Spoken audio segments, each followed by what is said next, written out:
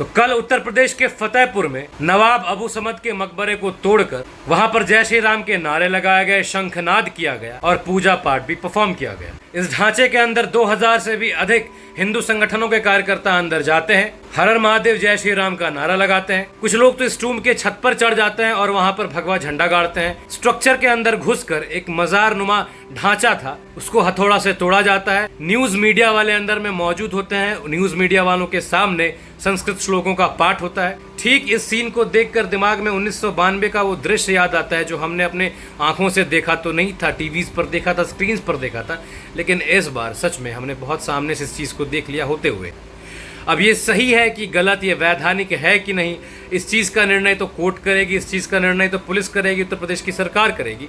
लेकिन जब वहाँ के लोकल्स को पूछा गया कि क्या ये चीज़ें जो हुई वो सही हुआ कि गलत, तो वहाँ के लोकल्स का कहना था कि जो भी हुआ बिल्कुल सही हुआ, क्योंकि वहाँ के लोकल लोगों की भी ये मान्यता है कि इस स्ट्रक्चर को, इस टूम्ब को 1000 वर्षों पुरानी शिव मंदिर और भगवान श्री कृष्ण के मंदिर, जिसको ठाकुर जी मंदिर कहा जाता है, उसके ऊपर बनाया गया।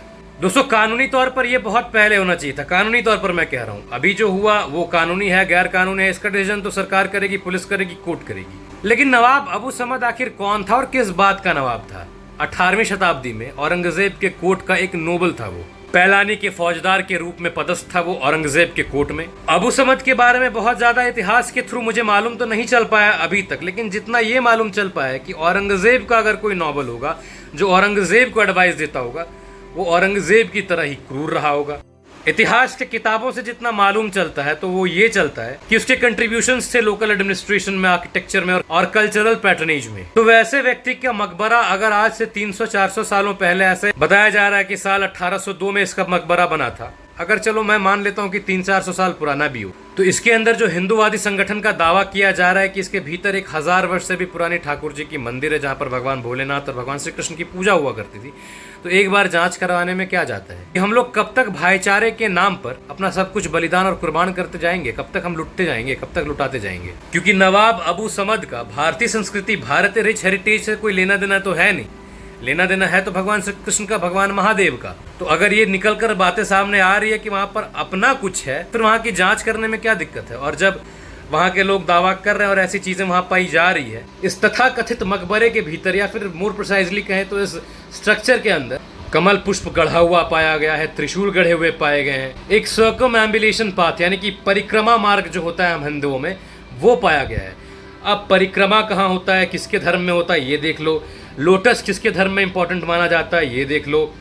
त्रिशूल किस कल्चर में पूजा जाता है, किस कल्चर में महान माना जाता है, ये देख लो। उस कल्चर में तो त्रिशूल का कहीं दूर दूर तक नाम निशान नहीं है। अगर इतनी सारी चीजें गवाही दे रही हैं कि कुछ है, तो उसकी खोजबीन हो जाए ना एक बार। अब लोग कह रहे हैं कि कोई ऑफिशियल डॉक्यूमेंट नहीं है जो हिंदुओं के इस दावे को सपोर्ट करे, इनके पास कोई मालिकाना हक नहीं है, कागज पत्तर नहीं है, तो डॉक्यूमेंट रहेगा कहाँ से? अगर औरंगजेब के समय में ये सारी चीजें हुई हैं, उसके बाद से कैसे डॉक्यूमेंट आएगा? मुझे बताओ जरा। राम मंदिर का ही डॉक्यूमेंट कैसे आता? गवर्नमेंट रिकॉर्ड में भी इसको एक टूम्ब के तौर पर, यानी कि एक मकबरे के तौर पर ही रजिस्टर किया गया है। अब आर्कियोलॉजिकल सर्वे होगा, जांच होगी, खुदाई होगा, तब मालूम चलेगा कि सच्चाई क्या है और ये इसका हिस्ट्री कहाँ तक जाता है। व्यक्ति का ये मकबरा, ये मजार माना जा रहा है नवाब अबू समद का, उसके बारे में ना तो कोई अभी रिटर्न रिकॉर्ड्स ऐसा है, ना तो कोई रिलीजियस कारण है कि इसको पूजा जाए या फिर इसके मकबरे को रखा जाए। लेकिन हमारे पास रिलीजियस कारण है। अगर किसी कालखंड में कोई आक्रांता आकर हमारे जगहों पर कब्जा कर लेता है, वहाँ पर गुंबद में ढांचा बना देता है, तो ये थोड़ी है कि वो उसका हो गया। अब हम मजबूत हुए हैं तो हम अपना हक तो वापस लेंगे ना भाई। अपना हक कौन छोड़ता है? कायर छोड़ता है। फतेहपुर के बीजेपी के जिला अध्यक्ष मुखलाल पाल ने जब इन सारी बातों को क्लेम किया, उन्होंने कहा कि इस परिसर के भीतर एक शिवलिंग है। उन्होंने कहा कि इस परिसर के भीतर एक कुआं भी है। कुआं तो किसी और अन्य धर्म के स्ट्रक्चर में होता नहीं है, कुआं हमारे स्ट्रक्चर में होता है और हर जगह होता है। जिस किसी भी पुराने मंदिर पे जाओ आपको एक कुआं जरूर देखने को मिलेगा।